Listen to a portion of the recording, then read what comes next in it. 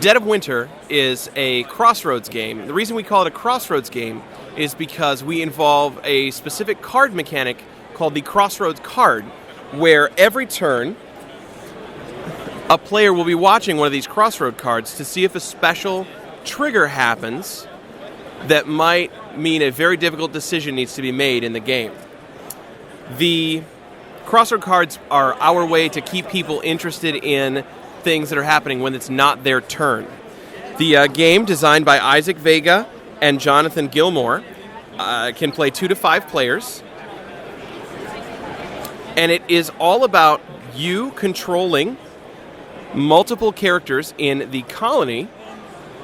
And as you're running around the colony where they are protected and to the different locations around the board, they are searching for items. They are trying to maintain the amount of waste that's in the colony, because the more garbage and things that you've thrown away, the more terrible the living conditions.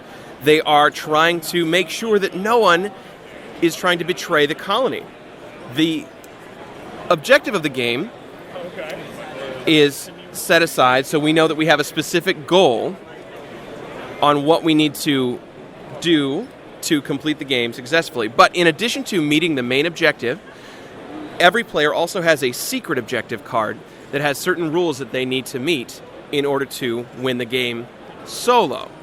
Now, there can be multiple winners and multiple losers, and they all have different conditions that they need to meet in order to do so. So some secret objective cards will say you have to collect so many food cards in your hand by the end of the game so that your characters can win. Can you be successful in that? Usually it's a card collection. Sometimes there's some very difficult ones in there, like if there's a betrayer, and there are some secret objective cards that will say betrayal on them, which means this person is trying to destroy the colony. A betrayer's main objective is to get the morale level in the colony all the way down to 0. When morale hits 0, the game is over, whether that was intentional by a betrayer or not. Sometimes it's very difficult to mitigate that challenge.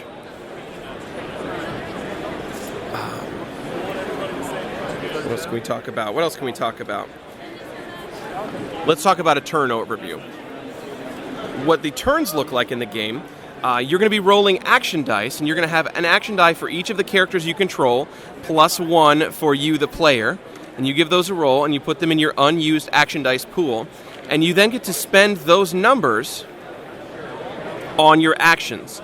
The different actions available are going to be on your player board here. But in order to, say, attack a zombie, I'm going to need to spend an action die high enough to meet the combat value on my character's card, or higher, in order to fight a zombie or to fight another character. In order to search a location and draw more cards into my hand, I will have to spend an action die equal to my search value or higher in order to pick up more cards.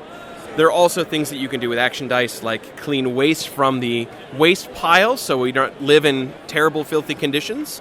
You have the ability to add barricades to any location to prevent zombies from joining in the horde and trying to take the buildings down.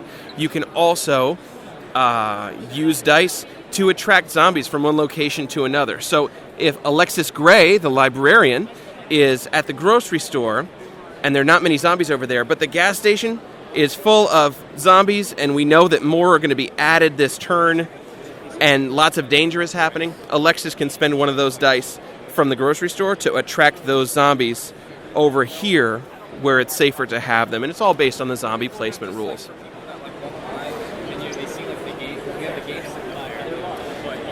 When all the player turns have completed and everyone goes through all of their actions, the colony phase then begins, where we have to do things like pay food from the supply that we've built up to feed the survivors in the colony. We have to check and see if that waste pile is full, because we might lose morale because our living conditions are too dirty and filthy. We then have to resolve the crisis that happens every turn. There is a crisis card every turn, and there's going to be an item of some kind that you need to collect in order to avoid a fail result on there. For this illness crisis here, you have to collect medicine cards equal to the number of non-exiled players, so anyone who hasn't been kicked out of the colony. And if we don't, everyone is going to take a wound on each of their survivors, and morale goes down. That's a very difficult card to fail, so we really want to be careful about doing that. After we check that crisis, we're going to add zombies to the board. We're going to make sure and see if we've achieved our main objective, and then the round starts around again, and we keep on going until the game ends, for good or for bad. Thank you. Hopefully that was coherent. It's perfect.